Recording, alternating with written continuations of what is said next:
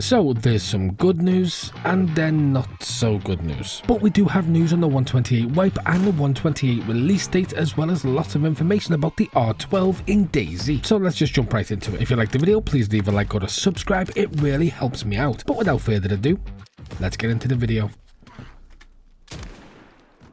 Oh god, I really hope that's underwear.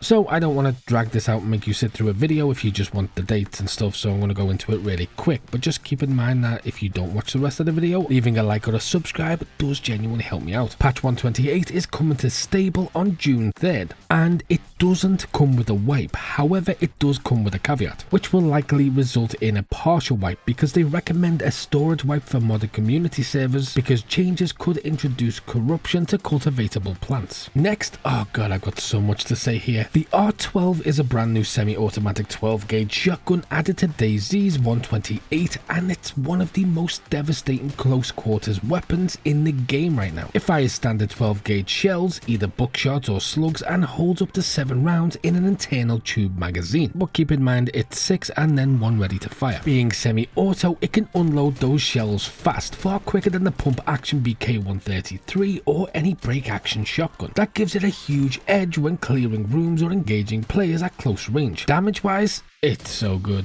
1 or 2 shots will drop an unarmed player, and even geared targets struggle to survive if you land your hits. Recoil is hefty, as you'd expect from a 12 gauge, but it's manageable with practice. Range is limited, buckshot is only reliable within about 20 to 30 meters, but loads slugs and that can go up to round about 100 meters or so, making the R12 surprisingly versatile, well, for a shotgun anyway. Out of the rack and the R12, you'll probably favour the R12. I know they're completely different guns that do different things, but the R12 is just a much more fun gun. Although I always love the reload animations, what I will say is don't let this gun go empty before you reload, because it can extend the animation a little bit longer. You'll only find this gun in high tier police locations. That means large police stations or dynamic police events, which was a more recent change they made in experimental. It's also got a Picatinny rail for optics, and you can attach a flashlight as well. Personally, I think this gun is best optimized for hunting players indoors, breaching bases, or just clearing infected in tight spaces. I think by the time you find it, because of where it spawns now, you'll probably have a different kind of gun that you're going to be relying on, so this will usually be a secondary weapon rather than a primary one, as opposed to the other shotguns where you can find in the lower tier areas where that's usually your only option. But if there's one thing I recommend you do when you find this gun, it's watch this video here, which will give you so many tips and tricks for PvP, or maybe watch this one here. And as always,